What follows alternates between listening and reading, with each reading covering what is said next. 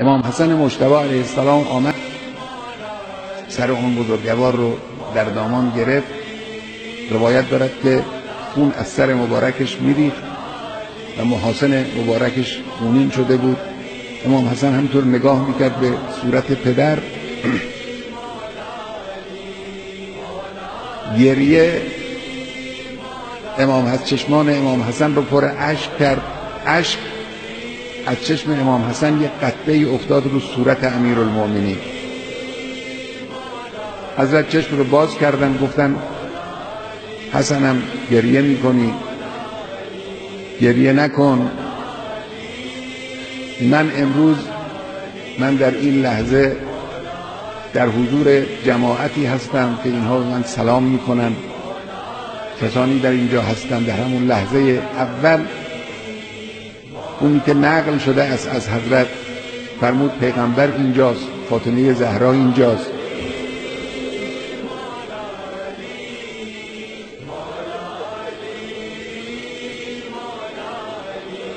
بعد حضرت رو برداشتن.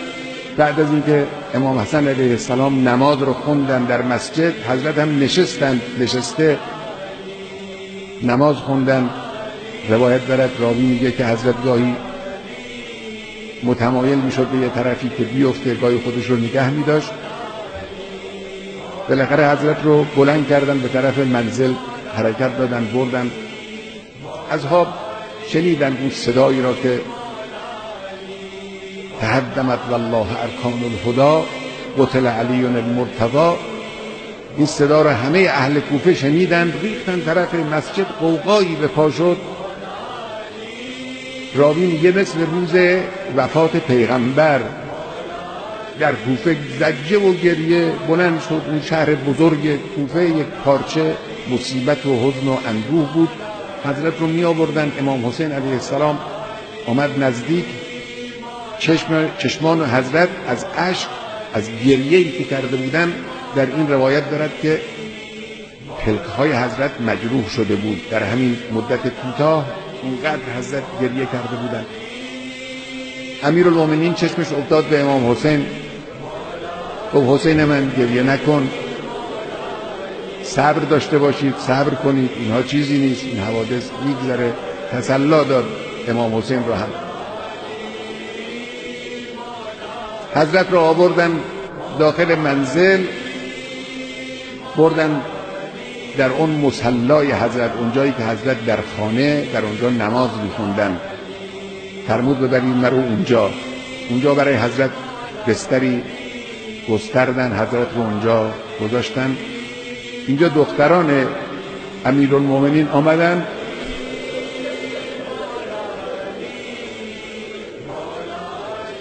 زینب و ام کلثوم آمدن نشستن پهلوی حضرت، بنا کردن، اشک ریختن.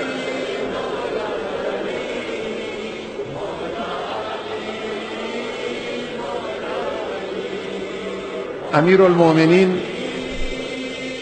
اونجایی که امام حسن گریه کرد، امام حسن رو نصیحت کردن، تسلی دادن. اونجایی که امام حسین گریه میکرد، حضرت تسلی دادن، گفتن صبر کن. اما اینجا اشک دخترها رو تحمل نکردن. میگه حضرت هم شروع کرد به های های گریه کردن.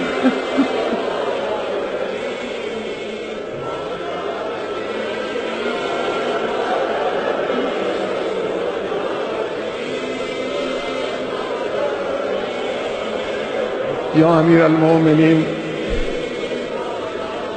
گریه زینبت رو اینجا نتوانستی تحمل کنی.